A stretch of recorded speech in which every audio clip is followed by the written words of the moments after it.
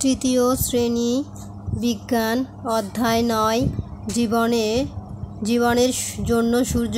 তো আজকে আমরা সমাধান করব পুরো নবম অধ্যায়। তো নবম অধ্যায় প্রথমে সমাধান করব 113 পৃষ্ঠা এইগুলা, তারপরে সমাধান করব 114 পৃষ্ঠা।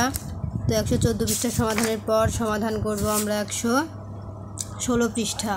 তো 116 পৃষ্ঠার পরে সমাধান করব 117 পৃষ্ঠা। 117 পৃষ্ঠার পরে চলে যাব এই হচ্ছে 118 পৃষ্ঠা। 118 পৃষ্ঠা সমাধানের পর আমরা সমাধান করব 121 পৃষ্ঠা। তো 121 পৃষ্ঠার পরে সমাধান করব এই হচ্ছে 122 পৃষ্ঠা। তারপরে সর্বশেষ সমাধান করব শূন্যস্থান, টিকচিহ্ন, সংক্ষিপ্ত প্রশ্ন এবং বর্ণনামূলক প্রশ্ন 123 পৃষ্ঠা। তারপরে আছে দশম অধ্যায়, এটি হচ্ছে পরবর্তী ক্লাসে দেখাবো। তো আমরা পুরো নবম অধ্যায় সমাধান করব। নবম অধ্যায়ে প্রথমে আছে 113 পৃষ্ঠায় 1 নম্বরে আছে বাড়ির কাজের খাতায় নিচে দেখানো ছকের মতো একটি ছক তৈরি করি। সূর্য সম্পর্কে কি জানি? আর আছে যদি সূর্য না থাকে তবে কি হবে? তো এটির অ্যান্সার আমরা এখন দেখব। এটি হচ্ছে আনসার। সূর্য সম্পর্কে জানি। পৃথিবীতে সূর্যই হলো আলোর প্রধান উৎস। সূর্যের আলো আমাদের দেখতে সহায়তা করে। উদ্ভিদ সূর্যের আলোর সাহায্যে খাদ্য তৈরি করে। যদি সূর্য না থাকলে আমাদের চারপাশ অন্ধকার থাকবে। যদি সূর্য না থাকে তবে কি হবে? চারপাশ অন্ধকার থাকবে। উদ্ভিদ খাদ্য তৈরি করতে পারবে না, ফলে পৃথিবী থেকে উদ্ভিদ ও প্রাণী বিলুপ্ত হবে।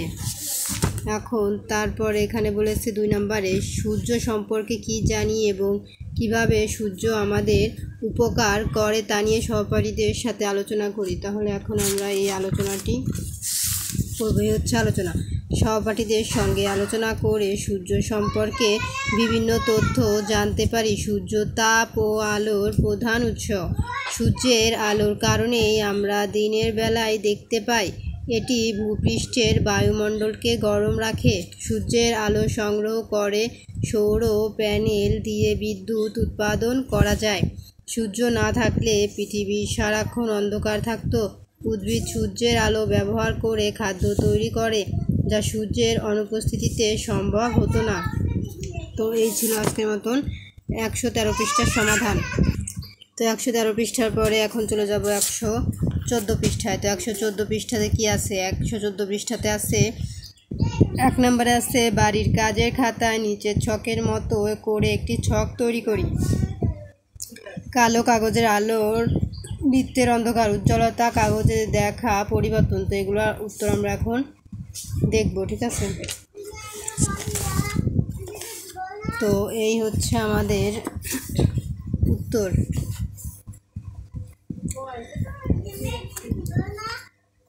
উজ্জ্বলতা বড় ছোট, উজ্জ্বলতা কম বেশি, কাগজের দেখা পরিবর্তন। কাগজ কিছুটা গরম হয়ে গেছে, কাগজ থেকে ধোঁয়া উঠছে।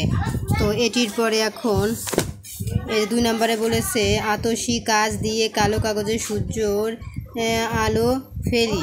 আতশী কাঁচটি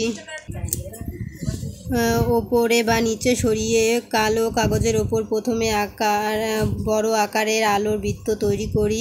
আলোর উজ্জ্বলতা পর্যবেক্ষণ করে ছকে লিখি। তো এখানে যা যা বলেছে তা ছকে লিখতে হবে। তা পুরোটি আমি বললাম না, লাস্টে আসছে এটি নিয়ে সহপাঠীদের সাথে আলোচনা করি। তাহলে আমরা এটি নিয়ে এখন সহপাঠীদের সাথে আলোচনা করব। তাহলে আমরা এখন এই আলোচনাটি দেখব।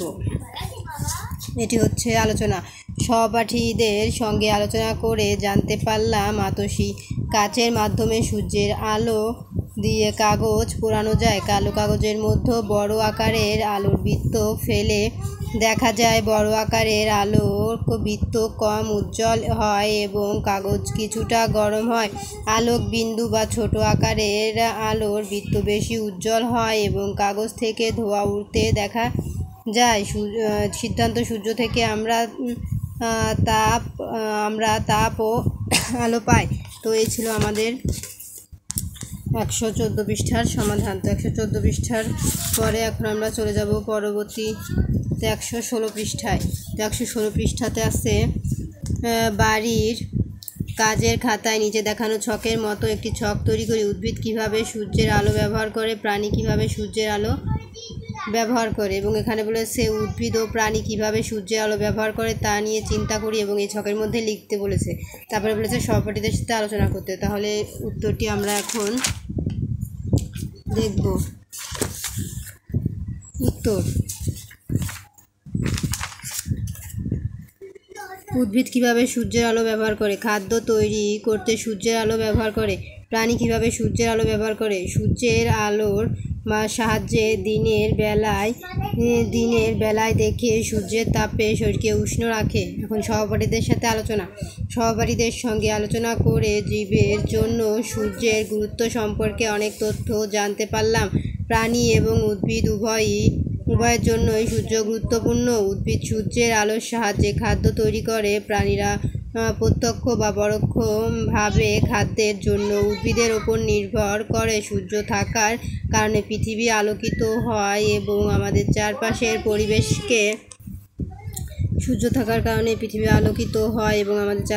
পরিবেশকে আমরা দেখতে ও জানতে পারি। সূর্য আছে বলে পৃথিবীতে প্রাণের অস্তিত্ব আছে। তো এই ছিল আমাদের সহপাঠীদের সঙ্গে আলোচনা।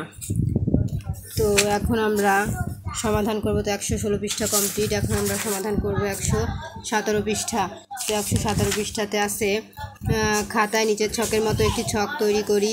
বস্তুর নাম, সূর্যের অবস্থান, তারপরে আছে ছায়ার দিক, এবং এখানে বলেছে স্কুলের মাঠে একটি গাছ বা খুঁটির ছায়া খুঁজে বের করি, এবং এখানে 2-3 নম্বরে বলেছে একটি ক্যাম্পাসের সাহায্যে ছায়া কোন দিকে আছে তা খেয়াল করি এবং সেই সঙ্গে সূর্যের অবস্থান লক্ষ্য করি। তাহলে আমরা এই উত্তরটি দেখব, কিন্তু তার আগে আবার 4 নম্বরে আছে সূর্যের ভিন্ন ভিন্ন অবস্থানের পূর্ব ও পশ্চিম প্রান্ত প্রাপ্ত ফলাফল খাতায় লিখি।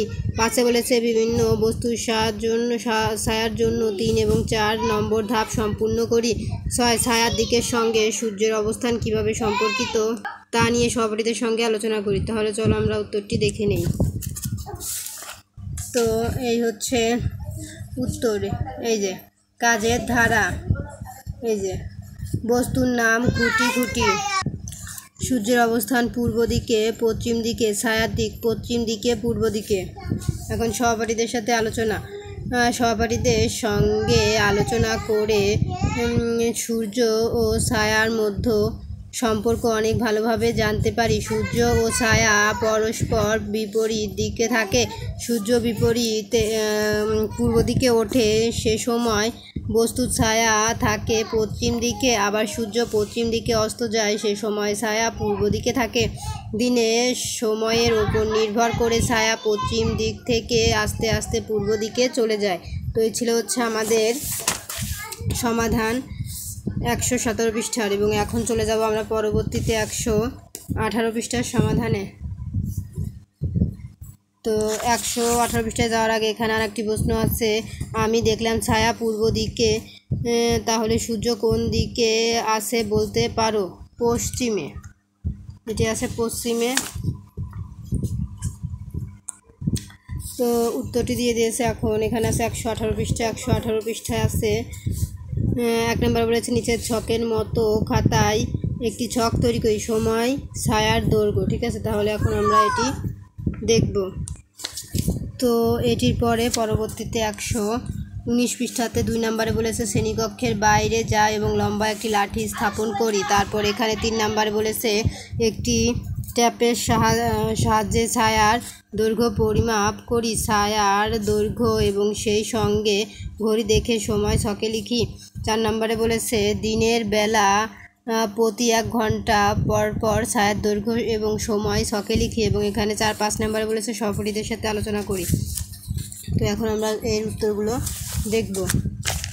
এই হচ্ছে উত্তর।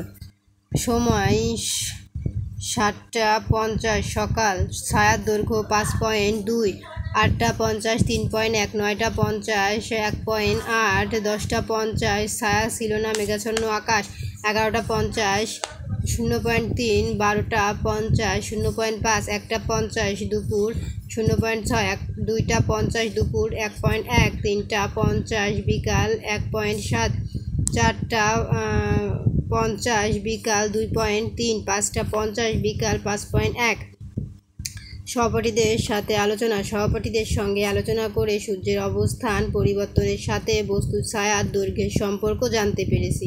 সূর্যের অবস্থান পরিবর্তনের সাথে সাথে ছায়ার দৈর্ঘ্য পরিবর্তিত হয়। সকাল ও বিকাল বেলায় সূর্য হেলানো অবস্থায় থাকার কারণে ছায়া দীর্ঘ হয়। দুপুরে সূর্য খাড়াভাবে কিরণ দেয়, ফলে দুপুরে ছায়ার দৈর্ঘ্য ছোট হয়। তো এই ছিল আমাদের উত্তর। তো এটিও অ্যান্সারও আমরা দিয়ে দিই 119 পৃষ্ঠার। কখন ছায়ার দৈর্ঘ্য সবচেয়ে ছোট হয়, কেন? দুটি প্রশ্ন আছে, তো এই উত্তর। দুপুরে ছায়ার দৈর্ঘ্য সবচেয়ে ছোট হয় কারণ তখন সূর্য খাড়াভাবে মাথার উপরে থাকে। 2. কখন ছায়ার দৈর্ঘ্য সবচেয়ে বড় হয়, কেন?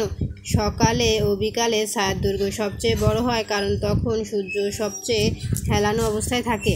তো এই ছিল আমাদের 119 পৃষ্ঠার সমাধান। তো 119 পৃষ্ঠার পরবর্তীতে আছে আমাদের 121 পৃষ্ঠা।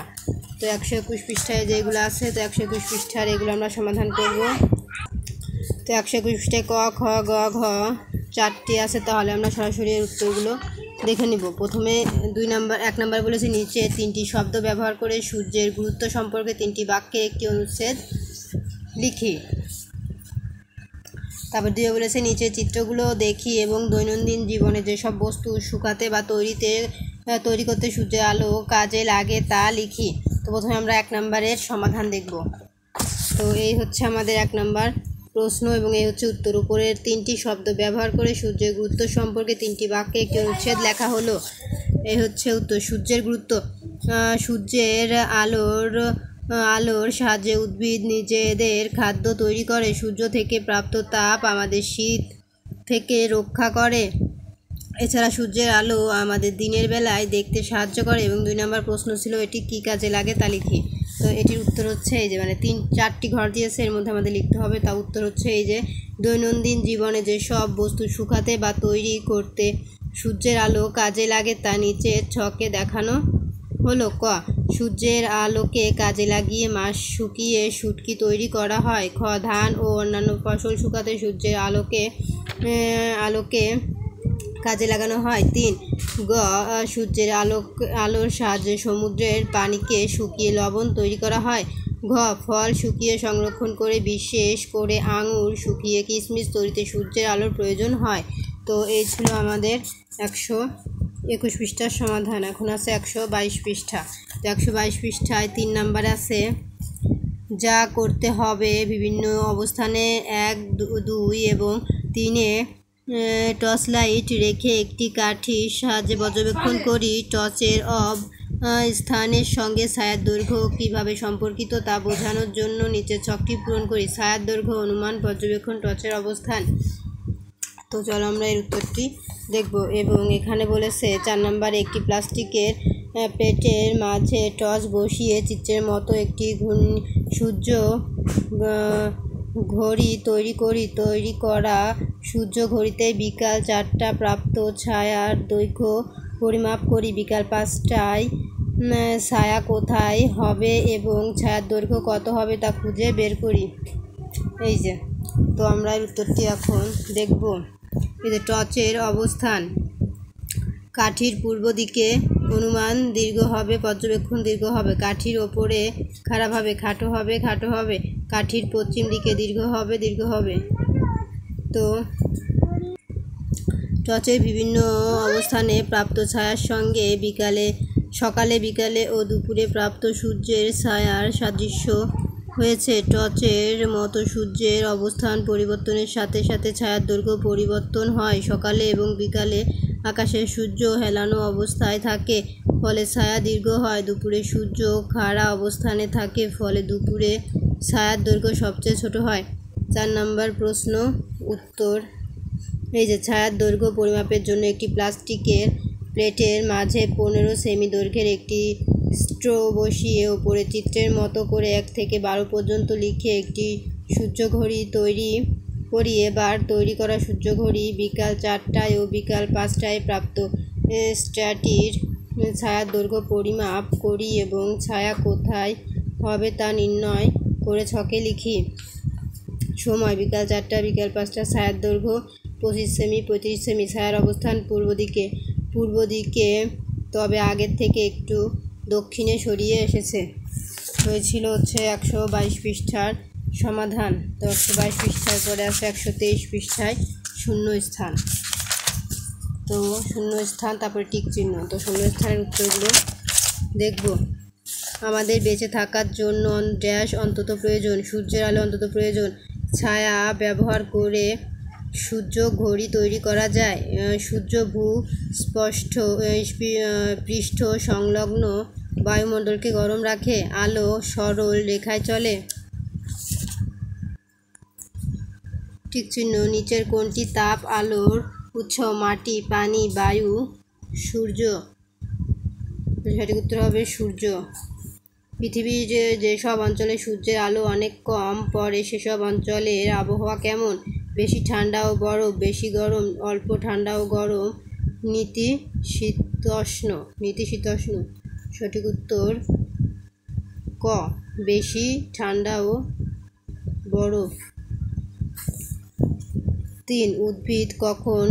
উদ্ভিদ যখন সূর্যের আলোর সাহায্যে খাদ্য তৈরি করে তখন কোন গ্যাস ত্যাগ করে? Oxygen, nitrogen, hydrogen, carbon dioxide. সঠিক উত্তর ক, অক্সিজেন। এখন আছে সংক্ষিপ্ত প্রশ্ন 3টি। আতশী কাঁচ দিয়ে কাগজে পোড়ানোর মাধ্যমে সূর্যের আলো কোন বিশিষ্ট সম্পর্কে জানতে পারি?